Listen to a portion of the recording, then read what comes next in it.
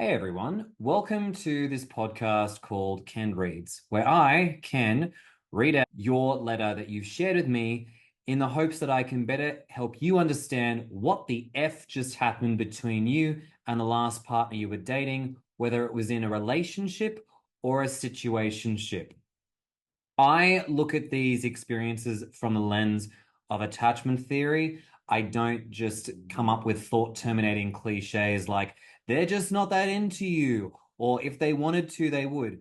While some of those phrases might have their benefit in other dynamics, I try and look at this from the lens of, is there perhaps an insecure attachment issue that's at play in these particular dynamics? And though I am an Australian counsellor, I am not someone who is going to be responding to these letters as if I was with a client. I'm here to provide validation, yes, but I can't provide any diagnoses on these. So even if, a lot of people might understandably hear this and be like, well, that sounds like a narcissist. At best, I'll probably say, sounds a bit narky. I probably won't go any further than that out of respect to my ethical boundaries in regards to what I can and can't do. If you find this of benefit to you, fantastic. That's what I want. And if you want to submit your letter, you're very welcome to, once there is obviously availability per month. And I'll happily read out and share my own 2 cents as to what I think has gone on in your dating experience to offer you a sense of validation for what you've been through, and also to give other people listening a chance to feel like maybe this relates to what they've also experienced as part of collective healing. So with that all out of the way, let's dive in to the latest letter.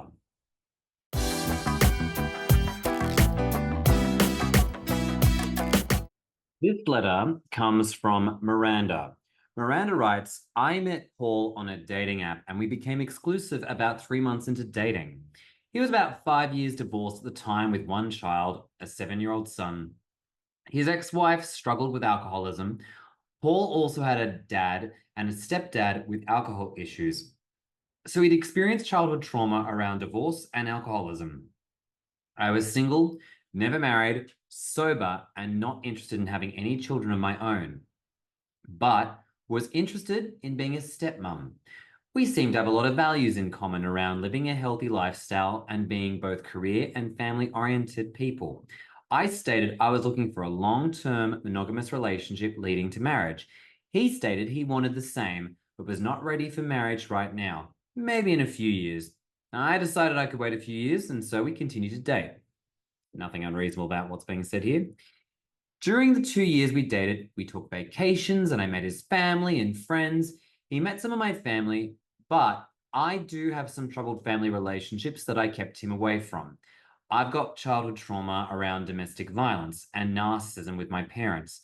I'm also an introvert and have very few friends, so I didn't have many to introduce him to. I was insecure about these family and friend issues, but I hoped he would be supportive. Around 1 year into our relationship, I started working with a therapist so as not to overwhelm him by trying to get all my support from him. We didn't have any arguments during the time we dated, but I did notice that if I cried or was distressed, it made him uncomfortable. He had difficulty looking at me and staying present with me in those moments.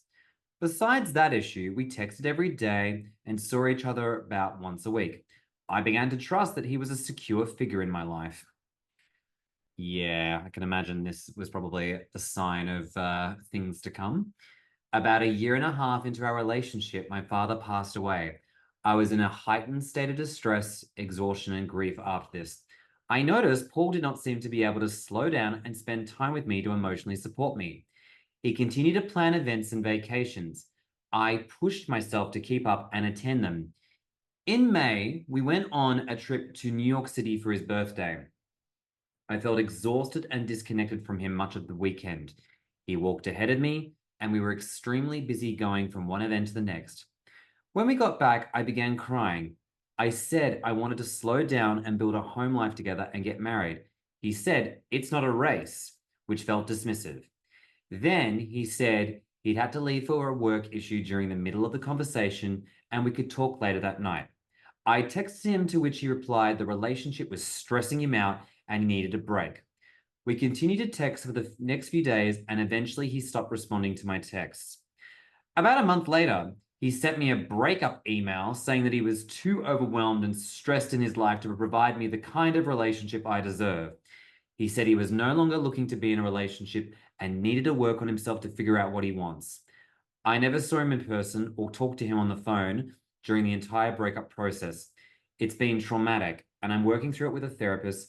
I love your work and just wanted to hear your thoughts.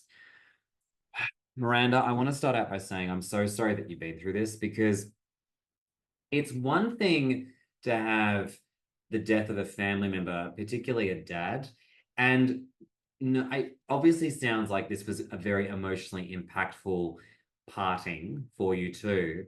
So it's really awful that the person who you're spending the most amount of time with emotionally, a partner who you think you're working towards having a secure life with, a marriage in the future, just can't even connect with you.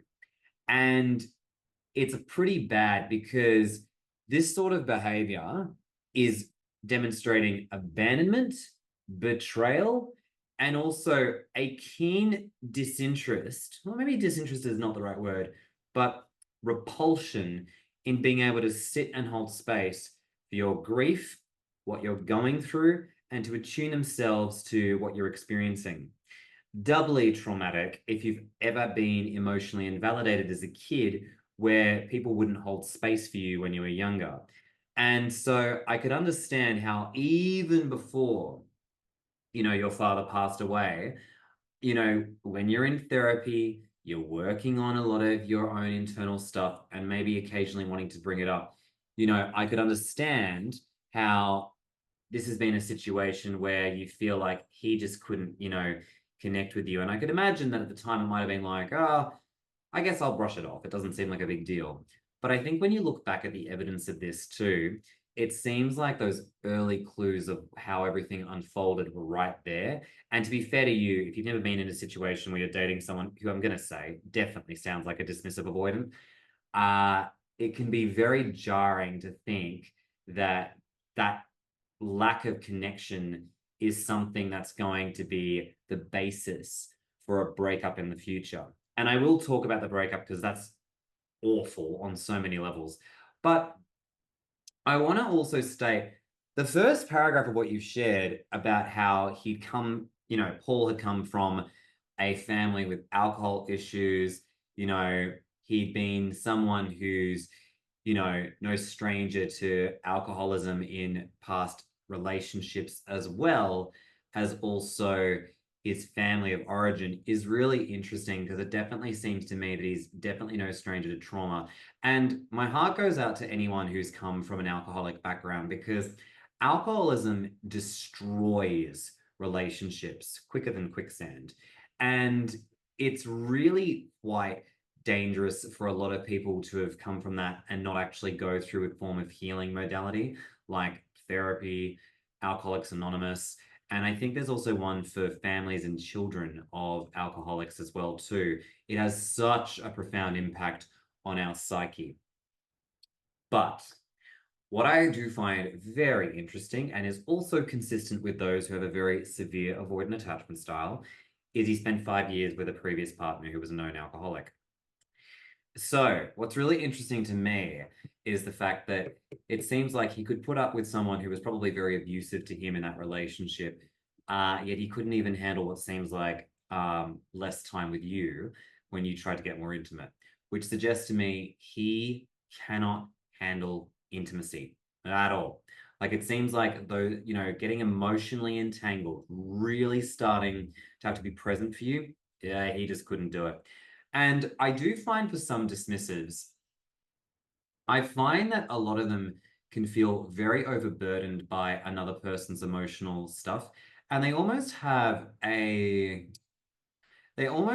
are very overly sensitive to someone's emotional well-being and they just can't hold space for it when they feel like it's something that's outside of their capacity. And it's a very interesting sort of concept because, where most people might be able to, within reason, listen to someone, even if they're trauma dumping, for instance, as an extreme example, the average person might say, listen, I don't have the bandwidth to hold space for you with regards to the content of which you're talking about. I do want to support you in other ways. Perhaps you should speak to a therapist about it, right? But it's interesting because for a lot of dismissive avoidant attachers on the severe end, they really, really struggle to just sit with what another person is actually telling them at times. And they can often feel quite overwhelmed and often use that as the basis in which to like leave relationships. I actually knew someone who I've been close with where what you're describing went down like that. Never saw them again because they couldn't handle, holding space for someone, even if they were close to me. And it's interesting because I feel like with regards to this guy, it seems like he couldn't handle emotional intimacy. He also couldn't handle the idea of commitment from the sounds of it too, because even though it seemed a little bit reasonable in the beginning that he wanted to take his time with the idea of marriage, it does seem like that was also a thing that he was stalling out on, and he was just, wanting to do it in his own time. I mean, he did say it's not a race. I do think that for a lot of people, when they're in a relationship, and they're both committed and they're both reasonably, secure, they generally know and have a gist of like, yeah, this is something we want to commit to and we're keen to like work towards this. So, yeah, what may have seemed like a boundary at first definitely seems like it could have been the basis for control later on. But let's talk about this breakup. My God, this is disgusting. So, the fact that you'd been together with this guy for well over, what seems like a year or two, and he's giving you a breakup email after he ghosted you and is basically saying he's overwhelmed, stressed, and he can't give you the relationship you deserve. That's disgusting. It's really appalling behavior. That's abandonment. That is traumatic. It's abusive. Not okay. So not good to receive that from someone you've been with. Like, I mean, who just opts out of a relationship like that when you've just gone through the death of a family member who you really care about, and all you're asking for him is to just listen to you? That's like going to a job where essentially you're fired for, asking to talk about promotion and a wage rise, and the boss is like, you're stressing me out, we can't have you because it's just too much to have you here. It's like, no, that's actually illegal. You can't just do that, given certain context. It's just not okay to have somebody just to be like, oh, I'm going to opt out now because this is too stressful, without even having a conversation around it too. To me, this is just appalling behavior. I do wonder if he was also, now this is speculation land, so please take this with a pinch of salt, but I do almost wonder if, given the fact that both of you have had history of childhood trauma, if both of you were, to a degree, affectionate with one another, but holding back a little bit emotionally from getting deeper, because it does seem to me like, about a year into the relationship, as you described, Miranda, you started to then share some of the stuff that you'd been through, as part of your work in therapy with this guy. And it makes me wonder, I wonder if, you know, that real intimacy was starting to, get a bit deeper as you were starting to bring up some of these emotional things about your past to build more of a, a basis for a relationship with this guy. And so I wonder if, he just became very stressed out, not only at the idea of being burdened by your relationships, even though he never used those words, I'm just using it here. I wonder if, things were starting to get a lot deeper for you, but as you were trying to navigate that depth by discussing what you were going through, not only from your past, but also with regards to your father, that's when things just, took a turn for the worst. Where I'm going with this in my head is I'm trying to link the fear of intimacy here, being like, from the basis of, I wonder if that growing depth of trying to like, build the relationship is what spiraled this. Because I'm thinking, you've gotten into this relationship and, this is coming up now about a year in. And it makes me think, I wonder what was happening up until this point if you hadn't really gotten to a point where you were sharing a lot of intimate stuff about one another and it only started at this point. So, yeah, because sometimes with dismissive avoidant attachers and also fearful avoidance, they can, deactivate very, very quickly when emotional matters start to come up. I mean, even as early as date one. Like if you start to, bring up some stuff that really spooks them because they can't have those deeper conversations around vulnerability, that can often, cause them to shut down very quickly. Not all of them, but some of them can. I find fearful avoidant attachers generally can be better at sounding pretty on board with wanting a relationship. Some DAs too, like they can present very secure in the beginning when it's fun games.